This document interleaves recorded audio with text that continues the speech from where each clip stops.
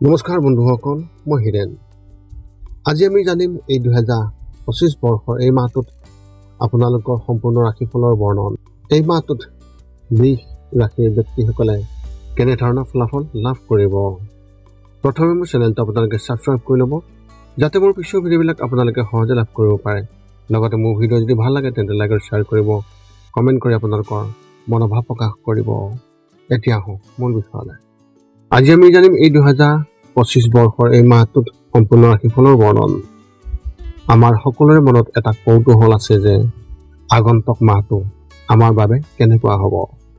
বহু ধৰণৰ প্ৰশ্ন আমাৰ মনত উদয় হয়, যেনে ব্যৱসায় বা চাকৰিৰ ক্ষেত্ৰত অগ্ৰগতি হ'বনে নহয়, বা কিবা নতুন প্ৰত্যাহ্বানৰ সন্মুখীন হ'বলগীয়া হ'ব নেকি, এনেধৰণৰ বহুতো প্ৰশ্ন।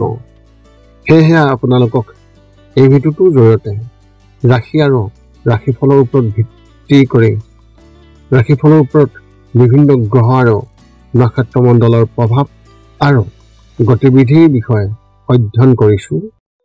এই কথা মনত ৰাখি আমি আপোনালোকক এই 2025 বৰ্ষৰ এই মাহটোত ৰাশিফলৰ মতে সঠিক মূল্যায়ন কৰিছোঁ, যাতে আপোনালোকে সেই অনুসৰি প্ৰস্তুতি চলাব পাৰে। আপোনালোকে এই ভিডিঅ'ত আপোনালোকৰ পৰিয়াল, আৰ্থিক, কেৰিয়াৰ, শিক্ষা, প্ৰেম আৰু স্বাস্থ্যৰ লগতে আৰু বিভিন্ন তথ্য আপোনালোকে এই ভিডিঅ'ত লাভ কৰিব। ইয়াৰ দ্বাৰা আপুনি জানিব পাৰিব যে আপোনাৰ ৰাশিফলৰ অনুসৰি কি কি প্ৰস্তুতি চলাব লাগিব। গতিকে আপোনাৰ ৰাশিফল অনুসৰি প্ৰস্তুতি চলাওক। অৱশ্যে আপোনালোকক এইটো জনা উচিত যে এই ভিডিঅ'টোত দিয়া যি তথ্য, এই তথ্য কোনো ব্যক্তি হিচাপে নহয়, ৰাশিফলৰ ওপৰত হোৱা যি প্ৰভাৱ, সেই প্ৰভাৱৰ বিবেচনা অনুসৰিহে এই ভিডিঅ'ত উল্লেখ কৰা হৈছে এই সকলোবোৰ তথ্য। গতিকে এনেদৰে আপুনি আপোনাৰ জীৱনত ঘটিব পৰা সকলো কথাৰ তথ্য লাভ কৰক। গতিকে কোনো পলম নকৰাকৈ এতিয়া আমি এই 2025 বৰ্ষৰ এই মাহটোত যি ৰাশিফলৰ বৰ্ণন, সেই ৰাশিফলৰ বৰ্ণন আপোনালোকক আগবঢ়াবলৈ আগবাঢ়িছোঁ। সৰ্বপ্ৰথম পাৰিবাৰিক জীৱনৰ ক্ষেত্ৰত এনেধৰণৰ। এই মাহত আপোনাৰ পৰিয়ালত বহু বিষয়ত সংঘাত হ'ব পাৰে আৰু পাৰস্পৰিক মতানৈক্যও ওলাই আহিব পাৰে। এনে পৰিস্থিতিত ধৈৰ্য দেখুৱাব লাগিব আৰু মুকলি মনেৰে সকলোৰে কথা আপুনি শুনিব লাগিব আৰু শুনা উচিত। আপোনাৰ বয়োজ্যেষ্ঠসকলক উপযুক্ত সন্মান কৰক আৰু তেওঁলোকৰ স্বাস্থ্যৰ বিশেষ যত্ন লওক। আপোনাৰ ভাই ভনীসকল আপোনাৰ ওপৰত হতাশ হ'ব পাৰে, গতিকে আপুনি মনটো মুকলি কৰি ৰাখক আৰু তেওঁলোকে কোৱা যিবোৰ কথা, সেই কথাবোৰক যথাযথ সন্মান দিয়ক। খং নিয়ন্ত্ৰণত ৰাখক, নহ'লে কথাবোৰ বেয়া হ'ব পাৰে। ব্যৱসায় আৰু চাকৰিৰ ক্ষেত্ৰত এনেধৰণৰ। ব্যৱসায় কৰা ব্যক্তিসকলে এই মাহত বহু নতুন সুযোগ পাব, কিন্তু আপোনাৰ গাফিলতিৰ বাবে সেইবোৰ আপোনাৰ হাতৰ পৰা পিছলি যাব। গতিকে হাতত থকা লাভ যাতে পিছলি নাযায়, তাৰ বাবে সজাগ হোৱাটো অতি প্ৰয়োজন। কিছু ক্ষেত্ৰত আপোনাৰ লোকচানৰ সম্ভাৱনাও দেখিবলৈ পোৱা গৈছে। এই মাহটো নিয়োজিত লোকসকলৰ বাবে খুবেই ভাল আৰু তেওঁলোকে নিজৰ কৰ্মক্ষেত্ৰত প্ৰশংসা লাভ কৰিব। এই মাহটো চৰকাৰী বিষয়াসকলৰ বাবে নতুন অভিজ্ঞতাৰে ভৰা হ'ব আৰু তেওঁলোকে তেওঁলোকৰ জ্যেষ্ঠসকলৰ পৰা সম্পূৰ্ণ সমৰ্থন লাভ কৰিব। শিক্ষা আৰু কেৰিয়াৰ ক্ষেত্ৰত এনেধৰণৰ। স্কুলত অধ্যয়ন কৰা ছাত্ৰ ছাত্ৰীসকলে নিজৰ মাজত পঢ়া শুনাৰ প্ৰতি অধিক মনোযোগ দিব লাগিব, অন্যথা তেওঁলোকে বিফলতাৰ সন্মুখীন হ'ব পাৰে।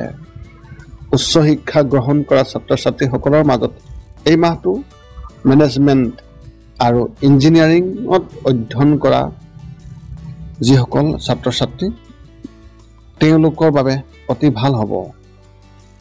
প্ৰতিযোগিতামূলক পৰীক্ষাৰ বাবে প্ৰস্তুতি চলাই থকা ব্যক্তিসকলে এই মাহত অধিক কঠোৰ পৰিশ্ৰম কৰিব লাগিব আৰু অতি প্ৰয়োজন।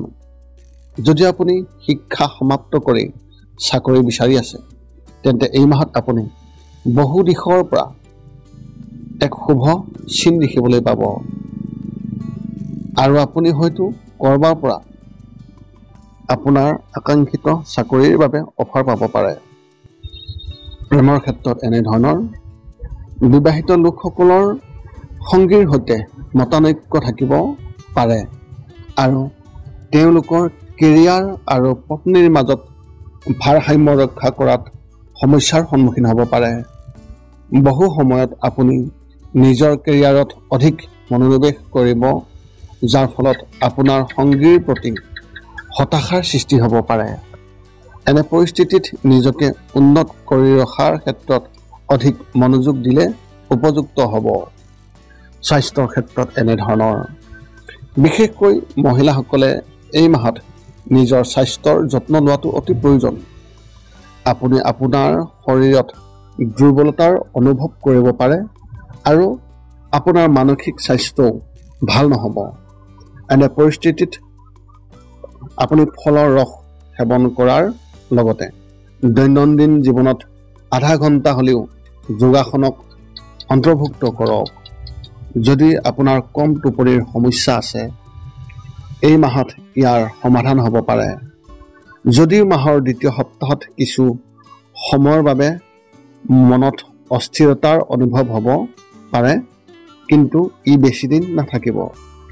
আপোনাৰ এই মাহত শুভ সংখ্যা হিচাপে 8 আৰু শুভ ৰং হিচাপে আপুনি এই মাহত ধূসৰ ৰং ব্যৱহাৰ কৰিব। বৃষৰাশী ব্যক্তিসকলৰ এক বিশেষ তথ্য, এই মাহত আপুনি আপোনাৰ সংগীৰ প্ৰতি মনোযোগ দিব লাগিব, অন্যথা আপোনাৰ সম্পৰ্ক চিৰদিনৰ বাবে ফাটি যাব পাৰে, যিটো আপুনি পিছত অনুশোচনা কৰিব। গতিকে আগতীয়াকৈ এই বিষয়ে অতি বিশেষভাৱে সচেতন হ'ব লাগিব। এতিয়া আপুনি সকলো তথ্য লাভ কৰাৰ পিছত এই 5টা কাম কৰিবলৈ আপুনি যিমান পাৰি চেষ্টা কৰক। সৰ্বপ্ৰথমটো হৈছে আপুনি আপোনাৰ শৰীৰটো সুস্থ কৰি ৰাখিবলৈ দৈনিক যোগাসন কৰক, য'ত মূলতঃ 10 মিনিটৰ বাবে ওমকাৰ মন্ত্ৰ, 10 মিনিটৰ বাবে কপালভাতি আৰু 10 মিনিটৰ বাবে অনুলোম বিলোম। ইয়াৰ লগে লগে আপোনাৰ শাৰীৰিক আৰু মানসিক স্বাস্থ্য একেবাৰে নিখুঁত হৈ থাকিব। 2 নম্বৰটো হৈছে ৰাতি শোৱাৰ আগতে নিস্তব্ধ আৰু নিৰ্জন ঠাইত 10 পৰা 20 মিনিট ধ্যান কৰিব লাগে। ইয়াৰ দ্বাৰা 2টা উপকাৰ পোৱা যায়।